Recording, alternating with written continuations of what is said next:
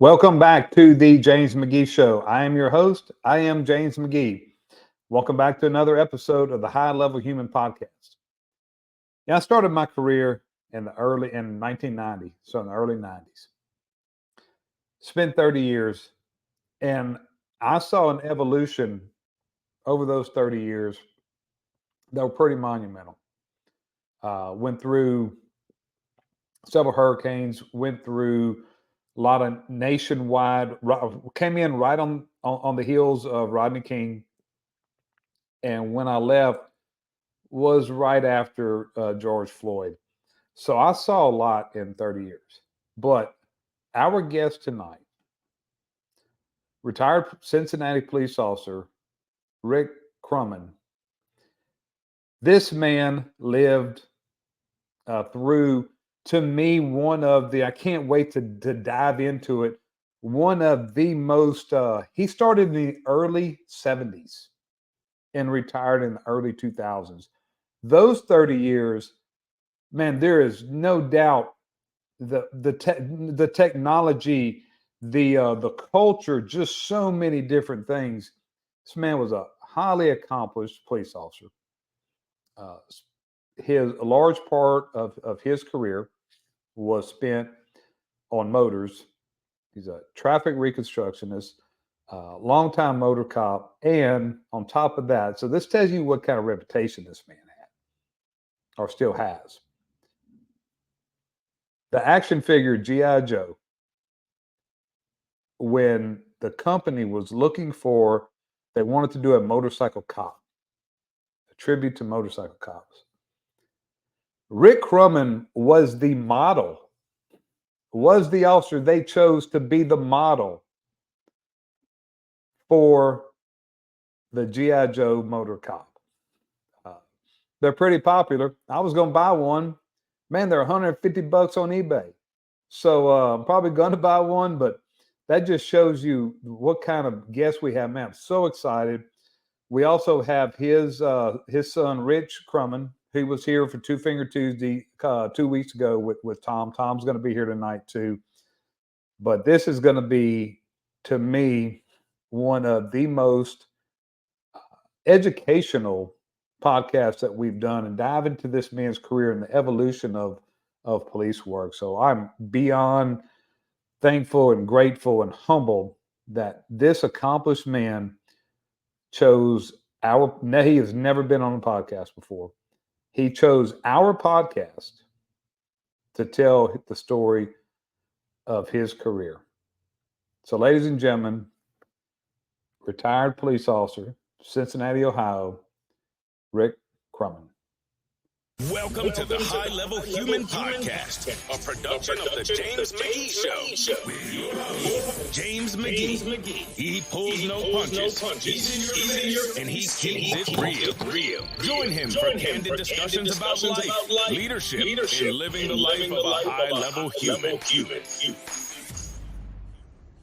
And we are hot. All right, we are here with three very accomplished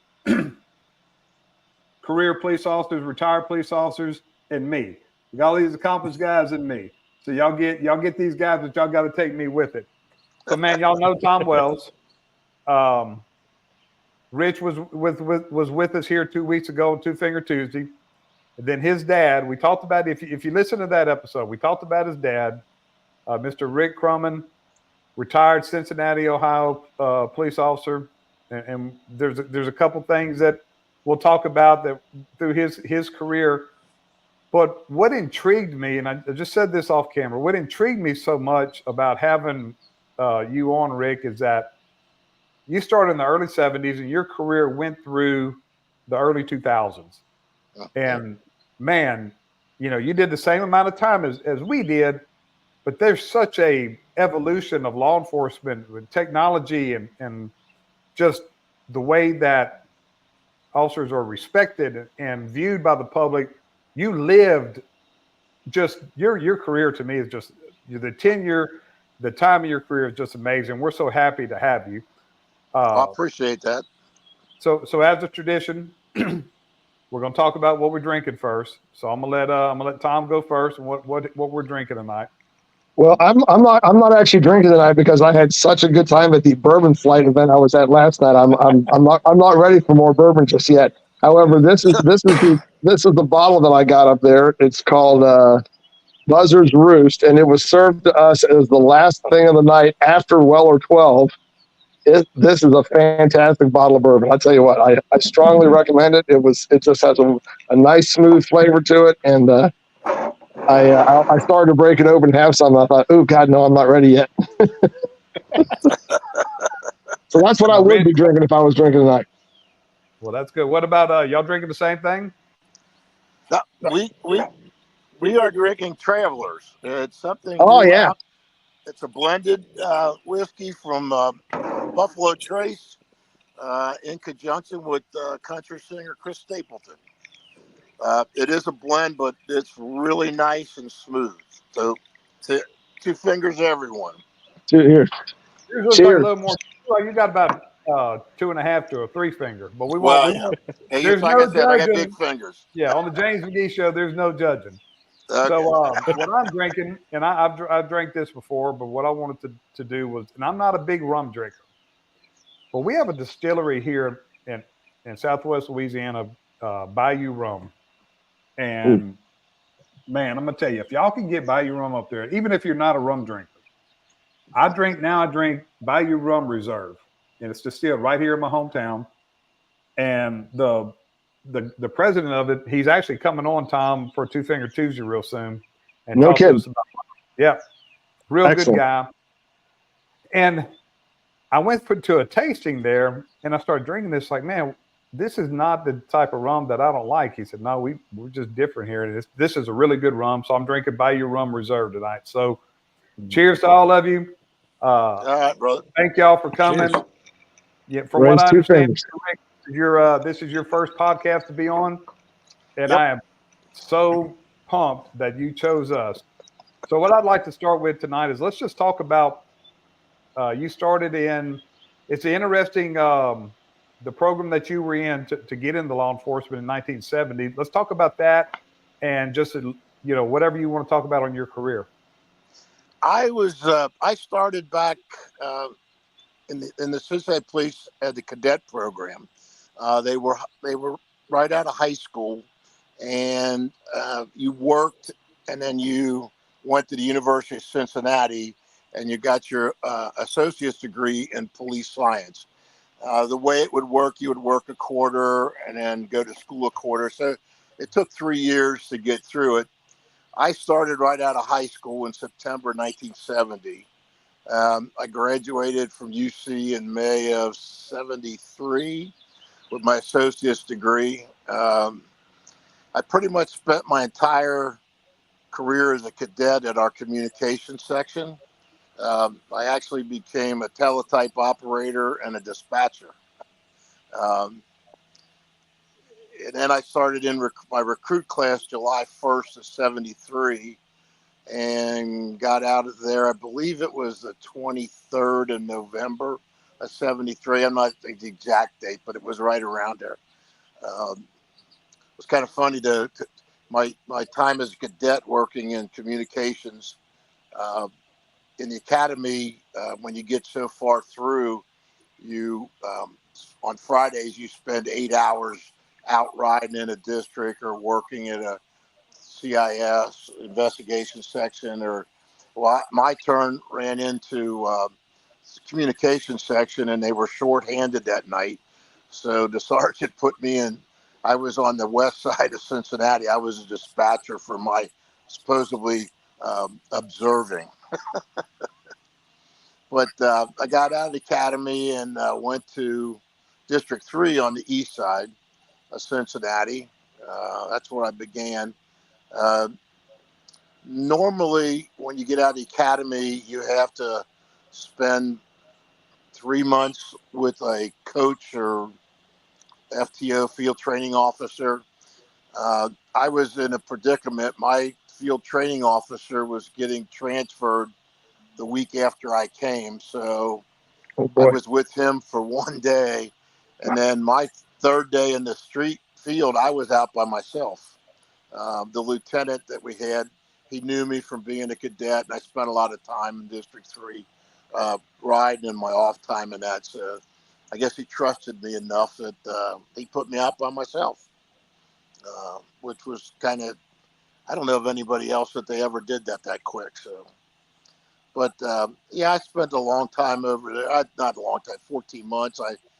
I got to experience I was working the day that the tornado came through here in Cincinnati, April 4th of 1974.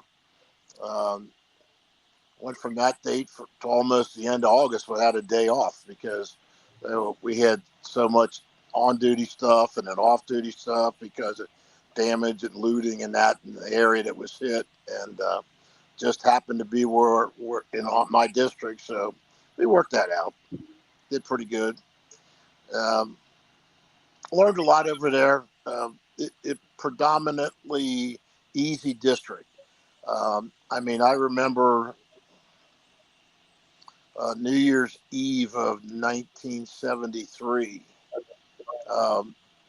There was 2 patrolmen. Both of us had just came out of police academy a month and a half earlier, and 1 sergeant. We ran the whole side, west side of Cincinnati. And right now, District 3 is the busiest district in the city right now. We had just switched over at midnight to, it was called House Bill 528, where they revised the criminal code. And I was the first one in the state of Ohio to arrest a guy that night for aggravated murder. He killed a guy at a pony keg over a bar and on the west side, and was out looking for somebody else to kill. And our paths crossed and made the arrest and had to.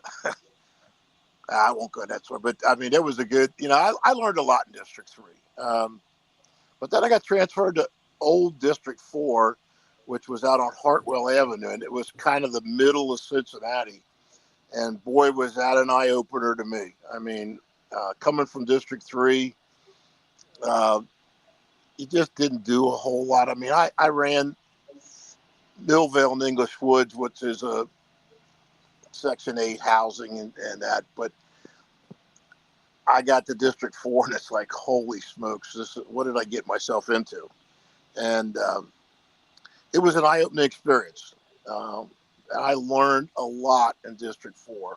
I had some really good partners running beats. I ran the Pleasant Ridge and Kennedy Heights area of the city for a year with John Burns, and then I went down to Avondale, which is a bad community. They call it a bad community. It's not. It wasn't that bad. I enjoyed it. I ran that beat for 8 years. I had a good partner, Will Richardson. He taught me a lot. He was one of the best policemen I know. Unfortunately, he passed last year. But he taught me how to be safe. I mean, they teach you in the academy, but to get out in the real world and what's going on, he really opened my eyes to some things that I was doing wrong. And I will go to my grave thanking him for keeping me around. He kept an eye on me and I kept an eye on him. Then I went into traffic. I became a traffic car in the district. And then I went on the motorcycle in November of '87. And then I got transferred downtown to because they were having the bicentennial year, and they were going to have all the bikes detailed down there anyway. So they said, we'll just transfer you down there for the year, and then we'll transfer you back. Okay. So I fell for that, and then I never did get transferred back. But we had 3-wheelers. They were made by a company called Trident up in Columbus. They were Honda CX500s, and it was getting to the point in '92 that we were having trouble with getting parts, servicing them. They all had over 100,000 miles on them. So nobody made and that's a a lot three-wheel for motorcycle. Am I right? Please? Am I right? That's a lot for a motorcycle. 100,000 miles is a lot for a motorcycle. Yeah, it is. It is. I mean, they took good care of them, but they were getting tired, and nobody made a 3-wheel motorcycle at the time, and the city you could get 3-wheelers, but they'd take a motorcycle, cut the rear end off, put the 2 wheels on, and sell it to you, but you didn't get a warranty with it. The city wouldn't buy anything. So Gotcha. I talked to our then chief, and I said, well, let's just get 2-wheelers, and we'll go to 2-wheelers. I mean, there was a couple companies out there, Harley and Kawasaki at the time, made 2-wheelers. And the chief at that time, he came on in the late 50s, and he remembered we used to have a lot of accidents with our motors, most of which were alcohol related. And I kept telling him, I said, you don't have to worry about that anymore, Chief. I said, that's a thing of the past. And he says, I'll still put you out there in a Crown Vic. And I said, well, then you kind of, that does away with the motorcycle. You can put anybody in a car. But anyway, they had a new chief. He retired. We got a new chief. I put my form in. They told me to go find what I wanted, and we picked Harleys and got those in '93. I went to Northwestern Traffic Institute, became a certified police instructor, motorcycle instructor in '94, and did that until I retired until June 6th of 2002. Well, let me stop you on there, Mr. Rick. So for those of you who don't know, Northwestern Motorcycle Instructor School is no fucking joke. That is a badass fucking school. If you can pass through that, then you can ride the fuck out of a bike. I've seen people go and fail it. I've seen people not even attempt it. So that I just want people to know how big of a deal that is. Oh, some of the guys that I trained over the years, one guy was a SWAT officer and spent a long time in SWAT. And when he got done, he even told me, he says, this was harder than SWAT training. No doubt. I mean, you learn to handle a 1,000-pound motorcycle. You learn how to pick it up because you're going to drop it. And you learn how to ride a motorcycle. I thought I knew how to ride a motorcycle. I rode a motorcycle since I was 16 years old, and I thought I could ride. I couldn't ride till I went to that training. So that's what everybody is the best ones are people that don't know how to ride. And you go, and you instructed, so you can definitely educated to that. You get a person that like you back then thought you could ride, and you realize you can't. Then you're trying to correct bad habits and stuff. But man, they tried to get me to do that for a while, and I just did. I had no desire to get on a motorcycle, but I definitely admire those who do. Well, it does take a special kind of person because, we're out there in the rain, we're in the heat, we're in the cold. I rode one time when it was 32 below zero. I mean, I froze my keister off, but I always said you can't hurt this face any more than it already is. So, But the crews nowadays, well, we talked about changes. They don't ride as much as they used to. I mean, they don't ride when it's too cold. They don't ride when it's too hot. They get heated grips and all this stuff. And it's like, we just got dressed and went, Yeah. And you're in Cincinnati. It gets pretty damn cold there. Yeah. Mm-hmm. We're right on the border. We're real cold. But in the late 80s, we had some early 90s, we had some really cold days. And I mean, that was back when I still was on the 3-wheeler. And I mean, those were great in the snow. I don't care what anybody says. They used to dispatch us on stuff because we could get through the snow better than the car could. Because there was no I always wondered, Rick, how those handled. I was always curious. I remember those when I first came on the department, when I came on the job, and remember seeing those 3-wheelers. How did they handle versus a 2-wheeler? I mean, were they kind of a little bit, They're special. It rides all together and handles all together different than 2 wheels. Interesting. But once you get used to them, I mean, they're great. In fact, when Harley started making them in 2009, I was working for Harley, and I was designated as you had to, before people could take the bike off the property after they bought it, they had to go through a little training in how to operate it, and that was one of my jobs to show them how to ride a three-wheeler. Nice. So, but I don't know. So I'll tell you what, go ahead, Tom. Jimmy, I was going to say it's a thing of beauty when you watch Cincinnati Police. I mean, they really, they're out there. I became very close to a lot of those guys because of my time in the honor guard, because they were always, running escort for the different funeral, details, whether it was a lot of retirees, but there was obviously some line of duties in there too. But just a thing of beauty to see them leading the pack like that. And then what they do for example, at the opening day parade is one of the places they show off their skills and their prowess. It's, and they do like a drill during the parade there with their, it's not a figure eight drill, but I'm sure Rick could explain that better than I can. But it's just amazing to watch the tight close quarters turning and all the things that they do. It really is a thing of beauty. Oh yeah, it's something that very few. I mean, Tom, around here, there's Cincinnati. I think they're down to 6 bikes right now, and the county's got a couple, and that. But 6 bikes in the whole city. Please, 6 bikes in the whole city. Damn, we got 6 bikes in our city.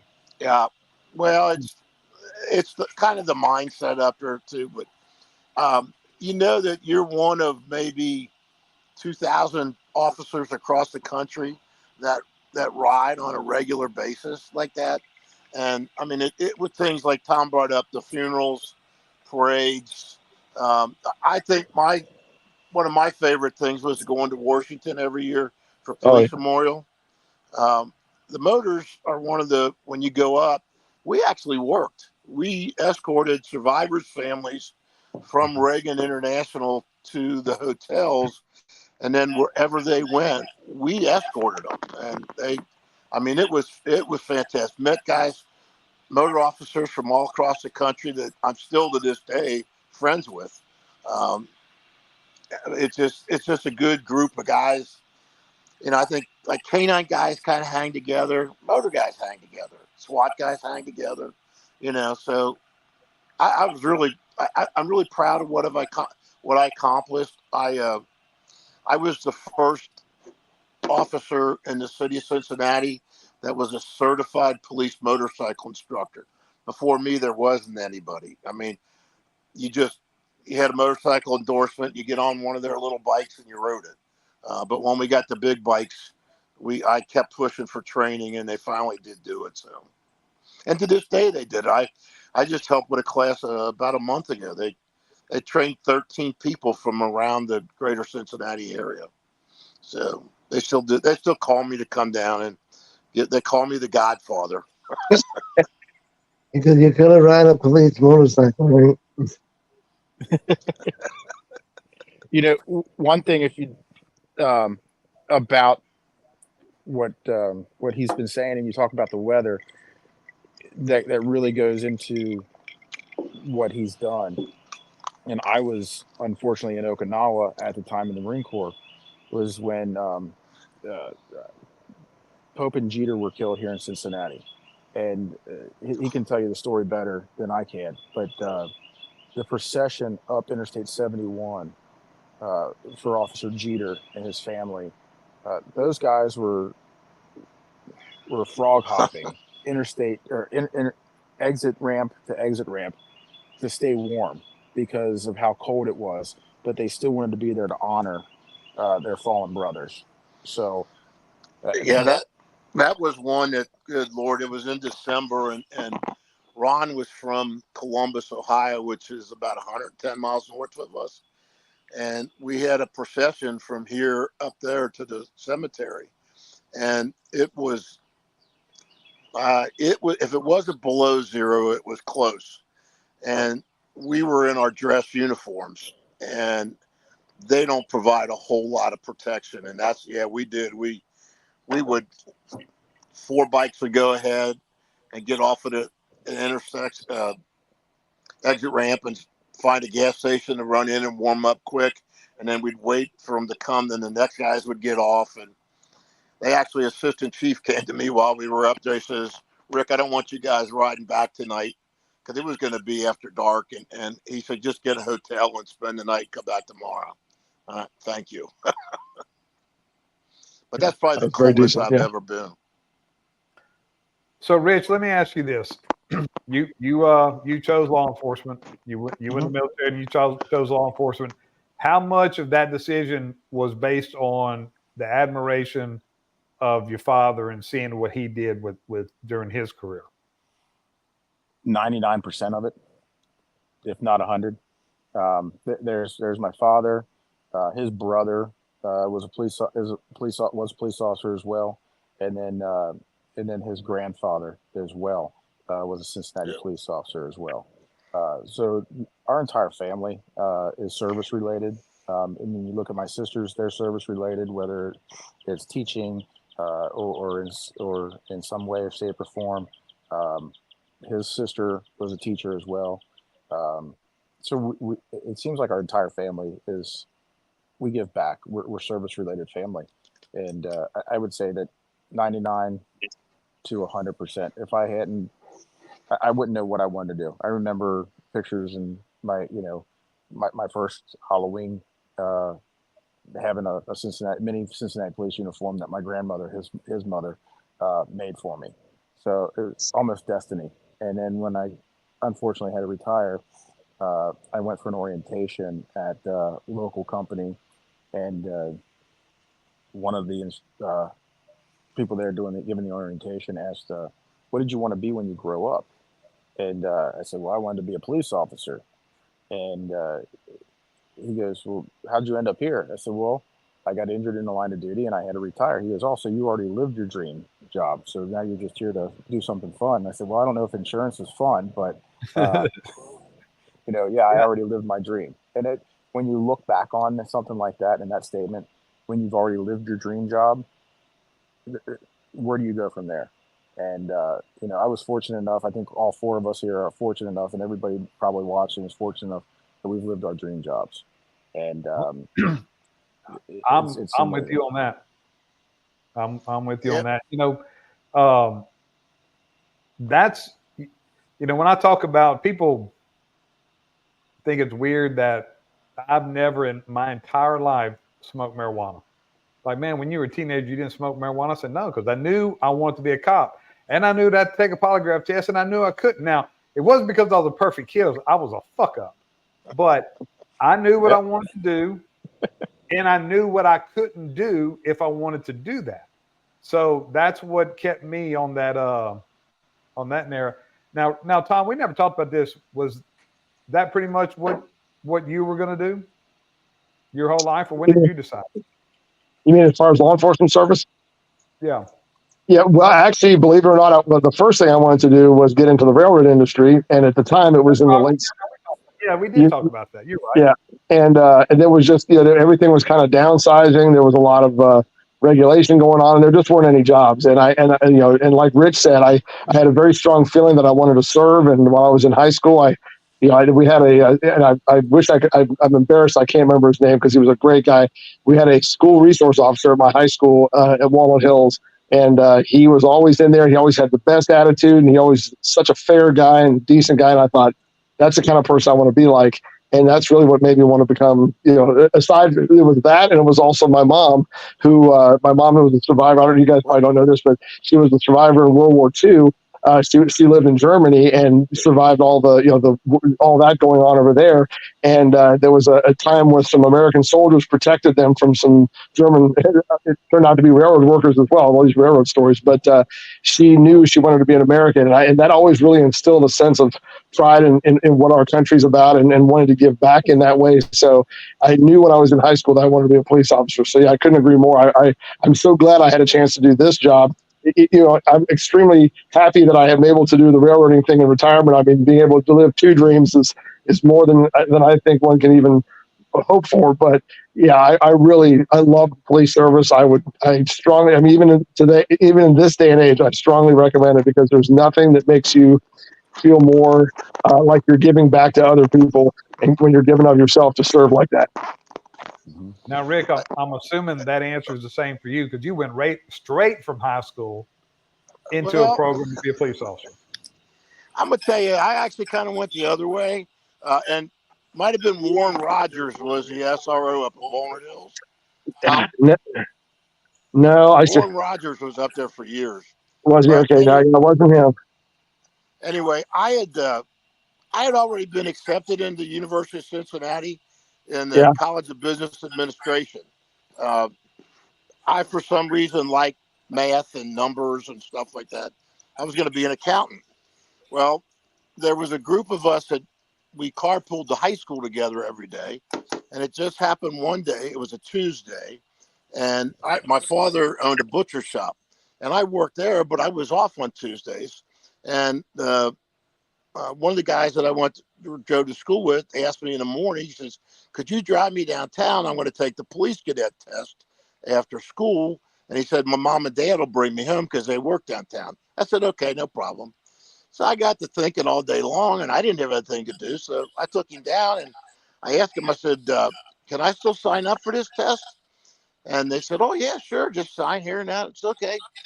So I went in and I sat down and I took the test, and there was 368 people, if I remember correctly. And this is 1970, but I finished second. And Wow, that's fantastic. Damn. they offered me a job making. I Excuse me. started at $3.30 for my dad making $1 an hour. I had to pay for my own feet, so $3.30 an hour tuition. But I thought, hey, I'll stay for like 5 years, and then I'll go find something else. But 30 years later. But it does run in my family. My grandfather was a policeman. My uncle, his son, was a Cincinnati policeman. My wife's great-grandfather was a Cincinnati policeman. My brother, he started at Cincinnati, got laid off. He ended up at Green Township. Actually, Tom, your replacement at Springdale, the Butlers, I'm shirt-tail relation. Jeff's sister is married to one of my cousins. So, No kidding. yeah, Wow. police kind of run in the family, and I'm not sorry. I enjoyed my career. I mean, I raised three children. I had no problems with them. We've been married for almost 51 years now, which is kind of an oddity in the police ranks, because I got people. My brother's been married 3 times. I had a partner one time that was married 7 times. Marriages don't last. Ours has lasted all these years. But yeah, the times have changed from when I started till nowadays. I go back. I watch Adam 12, the TV show, occasionally. It was kind of that way when I started. Radios in the car. Once you left the car, you had no communications with anybody. The old bubblegum machine, little single red light on top of the car. Actually, those stupid Matadors that they drove in their last season. I had to drive one of those here. Those were horrible cars, but I won't. I remember those. But I mean, and then, we went to portable radios, and the first ones we had were 4 channels. That was it. And then we went to 8 channels. That's what we had when I retired, with 8 channels. Now they got so darn many channels on these radios, I don't even know what the heck they're good for. I guess they can talk to the space shuttles. Yeah, I would say nobody does, Rick. Don't feel bad. Nobody knows what they're all for. I promise you that. Yeah, I didn't when I retired. So, Rick, what would you say is from the early 70s when you started throughout your career, then you retired in the early 2000s? What was what would you say is the biggest, like, if you'd have in 1970, if somebody would have said, man, you're going to have this, or this is going to happen, you'd be like, oh man, that's bullshit. That's not going to happen. What would be the biggest change that you would say? Honestly, one of my things is that the police don't spend enough time with their community, and when I came on, we had ComSec. It was the start of community sector policing, they called it, and it went by the way after several years. But my thing was always, a police officer, the first job of a police officer is when a citizen calls for service. They got a problem no matter what it is. And I know some of the ones today are, excuse my French, BS. But to answer that call and go see I don't want to call that somebody broke into my house and, well, we'll take that over the phone, or they'll send somebody out and say, well, nobody's going to investigate it because we got so many of it. And they've taken away, they've started what I call feel-good programs on the police department. They've taken so many officers off the street. And that's, you got to get out there and be with the people. And I just don't see them out there with the people anymore. I mean, I don't know. I guess I got old-fashioned ways. I don't care much for the long hair and the beards. I mean, I got one now because I had to shave for 30 years. Yeah. But I'm with you, Rick. I guess never had one either. I didn't either. But I mean, it just seems like there's too many people and too many feel-good jobs, and it's like, they don't. I said I worked in Avondale for 8 years, which was at the time one of the worst areas of the city of Cincinnati. You probably average a homicide every 2-3 days, but I got along with all my. I always say I can say that I went through my entire career with one complaint against me, and that was in the last 6 months, and it really was something that somebody else did, and it wasn't me, but I just made the mistake of covering over it on him because nobody else would cover on him. So, but I mean, I got along with the people on my beat. I got to know them. I got to know my businesses. I miss that I miss that now because I worked downtown for the last 17 years, and I used to know a lot of the business people in that downtown and the restaurants and the hotels. And I don't know any of those people anymore. They're all, and you go downtown now, and to me, you couldn't turn your head and sneeze without seeing a cop. Now you can drive around all downtown, not see one for a while. So, So I agree with you, Rick. Years ago, several years ago, we got big into the ComStat and the data driven and the intelligence based, which I think is great programs. I think it's revolutionized police work, but that is a tool and that is an addition in my book. Yep. That is a supplement to a uniformed cop on the street with people. And one day we're in a meeting and we're talking about all these numbers, and I finally had enough. I said, hey, we need to get out of the fucking numbers business and get into the people business. Really? We are in the people business, and we cannot replace it. Like I said, these are great things. I think that we should continuously evolve, but it does not replace cops on the street, uniformed cops on the street with the community. I 100% agree with that. You talk to modern administrators, and I'm not just with you, Tom, but I'm talking about with the city. I mean, it's just like, what do you? I mean, when I came on, we had beats, and if you had to be on a couple of years to be assigned a beat. You just weren't given a beat. You had to earn that beat, and then when you were on that beat, I mean, you took pride in running a beat. Like Will and myself in Avondale, we tried to never let anybody make a run on our beat. We took care of our beat. That was our beat. We took care of it. We would always check on what crime was reported on our beat, so we knew where the trouble was starting at or where it was at, and we could concentrate on those areas. Nowadays, they're just because they don't have enough people out there to answer the radio runs. They're a slave to that radio, so they can't do that kind of stuff. Yeah. But I don't know. That's just me. Brandon, I think like with myself, we were reverse. When you first came on, you were assigned a beat, and as you rose in seniority, you were assigned what we called our wild card. So the higher you got in seniority, the less responsibility, so to speak. So you didn't have to worry about a beat.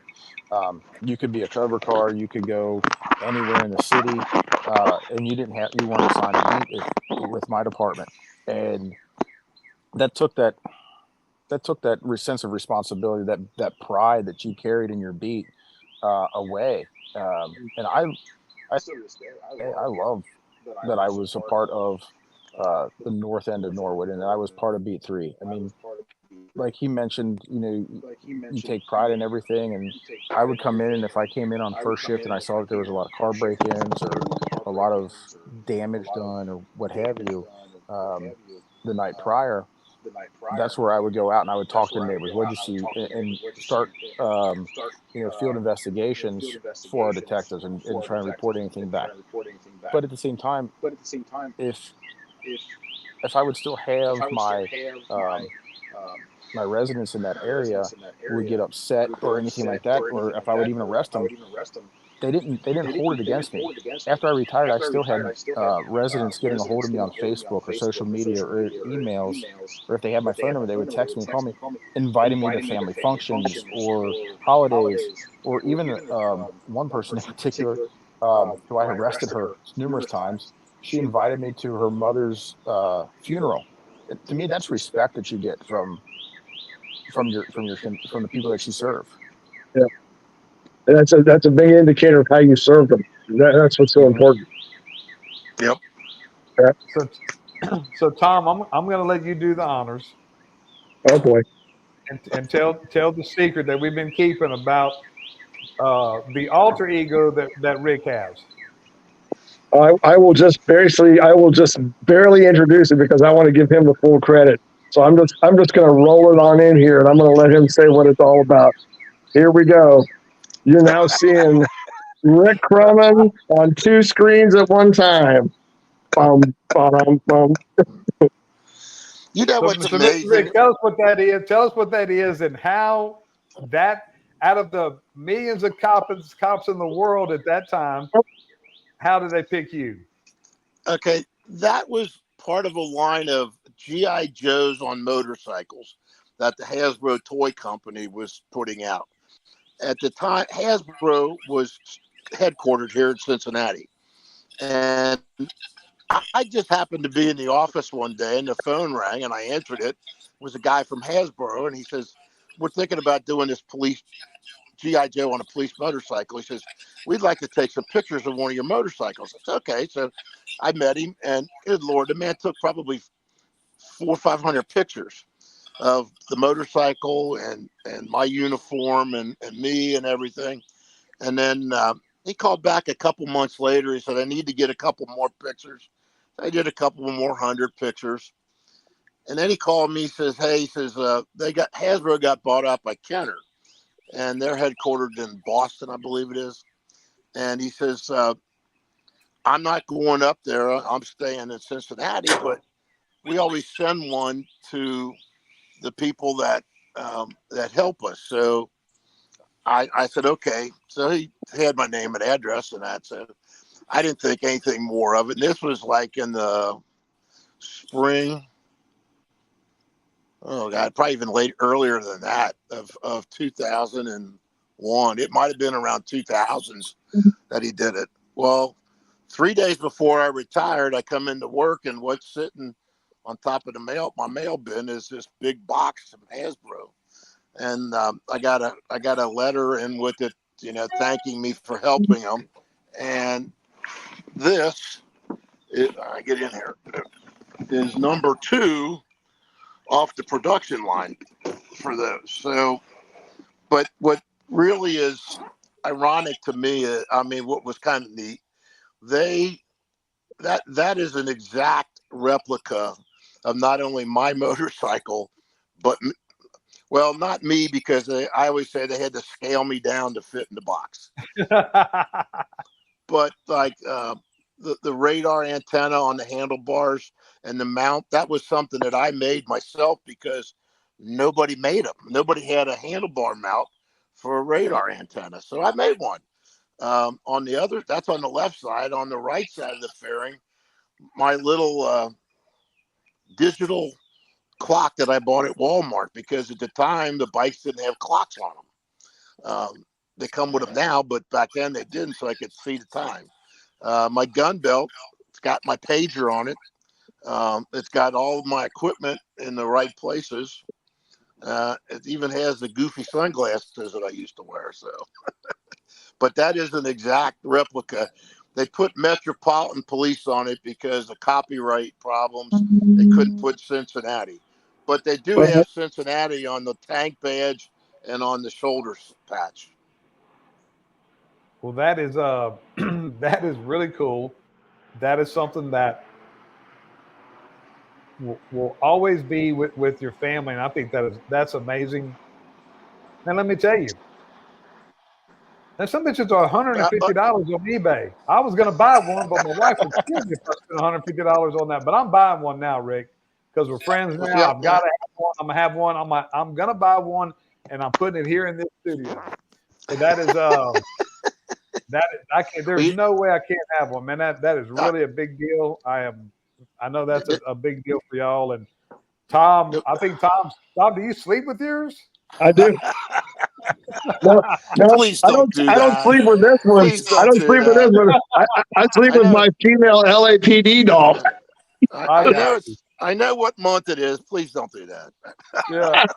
Rick don't want to hear that if you do. No, don't worry. I want to go ahead. Let me talk about sleeping with it though, but I always tell people my wife is the only person in this world that goes to bed every night with an action figure. There you go. Right. I mean, how many people can say that they are a G.I. Joe? I mean, how kick-ass is that? That's right. Exactly. I mean, the man's a G.I. Joe. He is a G.I. Joe. Now, he's not the G.I. Joe Kung Fu grip, but he's still a G.I. Joe. That's right. Yeah, I want to tell you a little sidebar story on this too. Is that back in Springdale Police, one of our guys years ago came up with an idea of having a police expo inside of our mall, so that we could have what we would do is we would invite police departments from all over the county, all over the area, and different types of units. And Rick would come out with his motor and be in that event out there in Springdale. And I mean, it was a big deal. I mean, we would get tons and tons of people through there. And they had, we had like the SWAT team was in there with all their equipment. You had the motors in there. You had the sheriff in there with their boats. We had we even had the park district in there with horses, and we even had the ATF with their monster bomb truck in there one time. It was a great event, and Rick used to come out there to that event and with his motor. That's what those were the kind of, I like doing that kind of stuff because you got to meet the people. You could interact with the people, and you could. I mean, just a week. It was Saturday and Sunday. But it was, I enjoyed doing those kind of things. Yeah. I mean, we used to sit down on one of our things, the motorcycle guys, we'd get together at Christmas time and throw in some money. We'd go buy candy canes, and we'd sit down on Fountain Square. We'd take shifts, like working an hour. You go down there and you just sit there, and kids come along and they want to sit on it, take their picture. You give them a candy cane. That was good. I thought that was always good for the police department because they got to know that we're not the bad guys all the time, Yes. Well, that's what I couldn't agree with you more, Rick. That's one of the things that's so critical about these interactions you were talking about is that we have interactions with people that are not on calls for service, whether it's there at Fountain Square with the kids with the candy canes, or whether it's at the police expo where people who are out there shopping can just come up and just talk to the police when it's just, it's just an informal conversation. That's where these relationships are made. And I couldn't agree with you more. Well, see, that's what I'm saying is back when I started, and I don't know about you when you started, Tom, but we rotated shifts every 28 days. Oh, we did. Yep. Okay. And so if something would happen at night, a business would get broken into. If I only worked at nights, I wouldn't know what the business was or who was in there. But I could work days and I would go in and visit. I mean, I knew pretty much all the business people on my beat. Sure. I still know some today, and like Rich said, I was just invited. I went to a funeral for one of them about 6 months ago because I'm still friends with them, And, I mean, I like that. I mean, that was to me, and I helped them out when they needed something, So I don't know. Times have changed. So when you retired, you went to work for Harley Davidson, the Harley Davidson dealership in Cincinnati? Yes. And you were I spent 18 years there. I did police sales. I did all of our police sales, and I actually sold motorcycles all over the state of Ohio. I had the state of Ohio contract. So if a police department wanted to buy a motorcycle, they come to me and they get the best price. So, I mean, and I did that up until in fact, I still get people that call me occasionally. And when I go out, I've been gone from the dealership for almost 5 years now. And every time I go out there, they say, "Oh, we got another call for you. Got another call for you." So, yep, there you go. They want to see that that GI Joe guy. That's right. So tell us about it. To close this out, let's talk about 2015. Cincinnati had a police officer, Sonny Kim, that was killed. Yes, yes. You knew him. You had served with him for a little bit. Yeah, because Sonny came on right when in my last year, and he was assigned to another district. But I worked downtown, and on the motors, we did all the special events, the River Fest and the fireworks and whatever they had going on, Taste of Cincinnati, and they would get detailed downtown to work these. And I met him through that. And Sonny liked traffic also, and he would talk to me about, he'd like to get on the motor someday. And I said, "You can have mine when I go in a year." But Sonny was killed. He was shot and killed in June of 15, and it was a Friday, and I was the hog liaison, as they call it, the Harley owner group, hog. Each dealership has a hog chapter, and they have a dealer liaison, somebody from the dealership that works with them. And they were having a meeting that night, and one of the guys, he has nothing to do. He doesn't have any police in his background or anything, but he came to me that night at the meeting. He said, "Rick, we have to do something." And I said, "I totally agree." And so him and I sat down, and good Lord, it was only like 3 weeks. We had a ride planned, and we had over 780 motorcycles that day. We took a ride through suburbs of Cincinnati, and we ended up at the cemetery where Sonny's buried at. And we have the little ceremony out there, and then rode back to the store, and then they had a little party and that back there. But we just finished our 9th annual one. We've done it for 9 years in a row now. We've raised over $110,000 that we gave to charities through Ohio Cops, which is Concerns of Police Survivors. We've given it to the local Shield, which helps families of police officers that are killed or injured in the line of duty, help their families. The Greater Cincinnati Police Museum we've given money to, which is, if you ever get up here or you're ever in Cincinnati, got to go to that museum. That's one of the best in the state or in the country. And you'll also see a display about G.I. Rick and his model. So the police museum in Cincinnati? Yes. Yeah. It's one of the finest in the country. So it really I'll is. tell you what I plan on doing. I plan on coming for opening day next year for the Reds. Okay. Because Dave Wiseman, Tom, last year was telling me how big of a deal that is. Oh, That's a big deal here. Oh, it's huge. Well, I'm going to commit to it right now. We're going to go to the museum, and hey, we're going to have a 2-finger too. There you go. That'll work. I'll set it up. You're here. I'll set it up, man. I'm coming. I'm going to come next year for opening day of the Reds. Okay. Perfect. All right. That's cool. That'll work. But well, Rick, anything you'd like to leave us with about your career, just about where do you see law enforcement now? Just anything you'd like to leave our listeners with.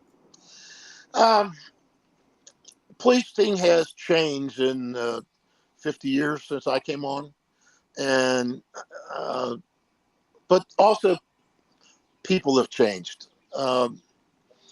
Back when I was on, you didn't have all these guns out. You had guns and knives and that, but it wasn't prevalent as it is today. These kids look at these video games, and shooting and stabbing and stuff, and the next day they come back and that person's there. Well, in real life, that doesn't happen. There's some people in the world, politicians and stuff like that, that they're bad mouthing the police. They want to defund them. I'm going to tell you, and Tom will tell you, we've had our bad apples. We've all had our bad apples, every department. But they're 1% at the most. The rest of them, those men and women are out there to do their job and do what they were hired. There was a guy that I worked with at Harley. He's 40 years old. He wanted to go, because of me, he wanted to go in the police department. So he's in the recruit class right now. He'll graduate. Really? Good That's for awesome. him, man. I'm not sure when it goes. That's awesome. But I mean, that's what you got to do. You get out there and talk to people, let them see what it really is like. Today, I can't tell you. I never wore a body-worn camera. They had cameras on the car right at the end of my career, but we never had them on a motorcycle. So, but I mean, I never think that I treated anybody worse than I would want them to treat me. I used to tell people, they start acting up, and I tell them, I said, you treat me like a dog, I'm going to treat you like a dog. And I got a whole lot of dogs in the pound behind me. So you act like a human being, I will also. And that's why I didn't have any trouble with people. And I always, I don't like to harp on that. It's nothing to be, but I mean, there's guys that, as well as I, you worked on a police department. There's always one or two guys that they're just jackasses once, but 99% they're good people. They're out there. They want to do the job. So let them do it. You're going to have problems. You're going to have altercations with a police officer. That's part of the job, unfortunately. I mean, that's why we said, being a cop, 98% of your contacts with the citizens are bad. You're there, you're giving them a ticket because they ran a stop sign or were speeding or they were involved in an accident. You're at their house because they got broken into. And where were you at? Well, my beach's 4.5 square miles. I can't be everywhere at one time. Or they just got robbed or something. We're a fireman. He's always there to help you.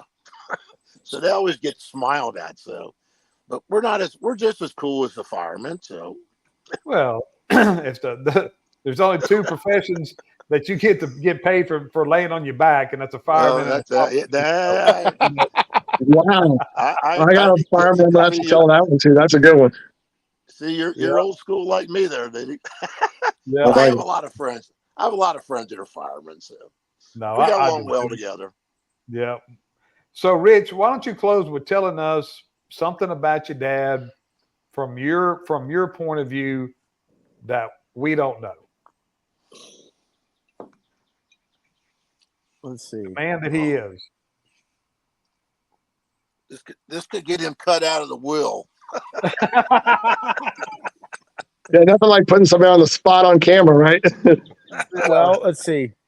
Number one, he's a great father. Number two, he's an amazing husband and grandfather. But when you want to look at the job, something that I know that I talked to you guys about that he hasn't brought up, but as a 15, 16-year-old kid in 1992, he was awarded the state of Ohio Attorney General and the Hamilton County Act of Bravery. And to be a part of that, to get the, at the time you're sitting there as a kid and you're looking, and I'm looking back and I'm like, oh, great, I get to skip school to go to all these award things and go up to Columbus and meet Lee Fisher, the Attorney General, and politicians and all these bigwigs. And, looking at a picture that we have in a house of my dad, my uncle in their dress uniforms, along with my aunt, who unfortunately passed away several years ago from cancer. That's one of the most special moments that I have.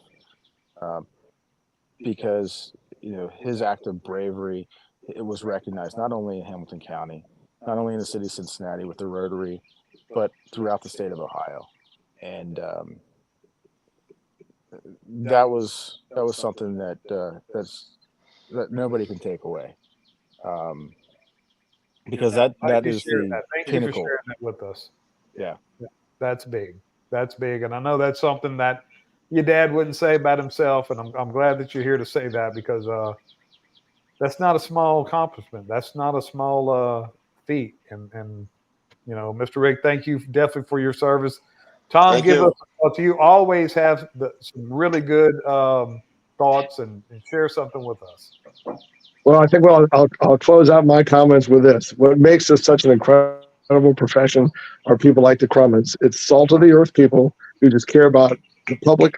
They care about serving. They obviously care about each other, and that's what makes them such great public servants. And I really enjoyed just sitting here listening. I'm an old school guy too. I like rolling old school, and just listening to your thoughts and your ideas about things has really been made my night. So I really appreciate you guys joining us tonight for this.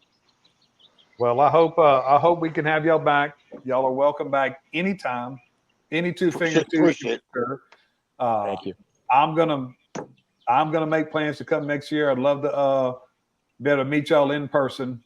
And I think this was a really good podcast. I think it was a really good view of a really long and prosperous and very successful career. So until next week, McGee, Wells, Krummen, and Krummen are out.